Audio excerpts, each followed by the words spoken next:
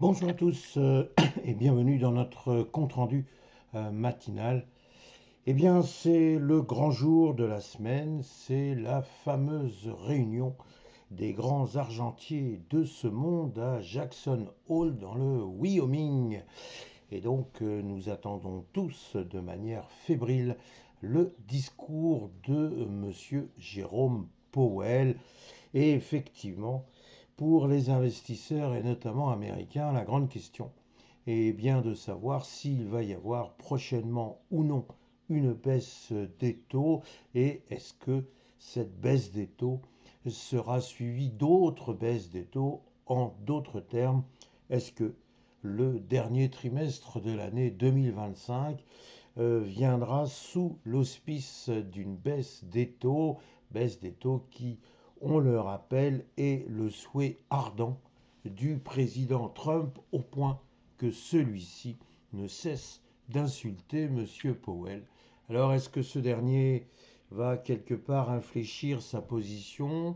Va-t-il effectivement considérer que non, il faut effectivement résister à une tentation quasiment mortifère de la baisse des taux, ou va-t-il tout simplement ne pas dire grand-chose, laissant tout le suspense pour une séance de la Fed qui, rappelons-le, ne viendra finalement que dans un petit mois. Alors nous en sommes là et l'on voit bien que les marchés mondiaux sont restés soit en légère baisse, soit assez stagnants. Alors regardons notre CAC 40. On avait vu au cours des semaines précédentes qu'il y avait eu une volonté, oh, peut-être pas une volonté, mais du moins une velléité de sortir d'une figure en triple sommet. On a eu un petit espoir avant-hier et avant-avant-hier avec la présence de deux bougies vertes et puis finalement non. Hier c'est une petite bougie rouge, c'est une baisse pour le CAC 40 de moins 0,44%. Encore une fois, rien de catastrophique, mais le CAC 40 se retrouve littéralement à cheval sur cette résistance qu'il n'arrive toujours pas à franchir. Et l'on avait vu que s'il y avait un franchissement franc de cette résistance, eh bien, la voie s'ouvrait pratiquement royalement vers les 8260 points. Nous n'en sommes visiblement pas là. Encore une fois, le CAC 40 remet son sort entre les mains de M. Powell et il risque d'y avoir une petite déception dans la mesure où M. Powell, enfin politicien de la finance, à notre avis, devrait bien se garder de propos par trop enthousiasmants. Voilà pour le CAC 40. Si maintenant nous abordons notre S&P 500, eh bien ce dernier confirme parfaitement cette tendance baissière qu'il avait initiée il y a maintenant 5 séances. Alors 5 séances dans le rouge, 5 séances où manifestement on veut abandonner la zone des 6500 points. Nous avions évoqué la possibilité de revenir vers les 6300 points, un objectif qui paraissait extrêmement simple pour les vendeurs. Bien, constatons que c'est ce qui est en train de s'accomplir petit à petit, j'allais dire gentiment.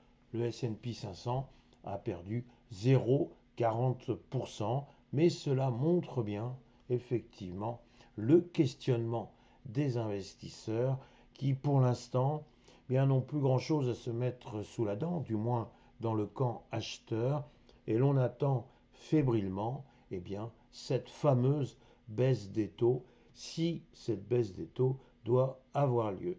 Alors ce qui est assez intéressant de constater, c'est que le dollar finalement eh bien, fait preuve d'une certaine fermeté.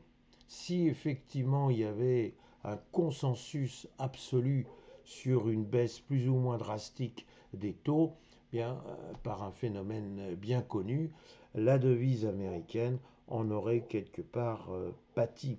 Donc là, il y a quand même des gens qui croient que finalement, la baisse des taux à venir serait peut-être à l'heure où, s'il y avait une baisse des taux, elle serait de 0,25%, histoire un petit peu de calmer les esprits, notamment celui de M. Trump, mais qu'il n'y aurait pas grand-chose de plus, car la Fed reste très très attentive, et n'oublions pas que c'est son rôle, très attentive à l'inflation. Or, l'inflation américaine est quand même encore à des niveaux un peu élevés. Ils ne sont pas insupportables, mais ils sont un peu élevés. Et puis finalement, est-ce que l'on connaît exactement les conséquences de la politique douanière de M. Trump? Bien folle qui s'y fie, et il est absolument certain que M. Powell ne veut pas prendre de position inconsidérée, nonobstant toutes les pressions qui sont exercées sur lui. Donc voilà le contexte. À 4 heures, nous serions a priori un peu fixés par le discours de M. Powell. Il risque d'y avoir donc vers 16 heures, heure française, une certaine agitation. On fait attention lorsqu'il y a des moments un peu critiques.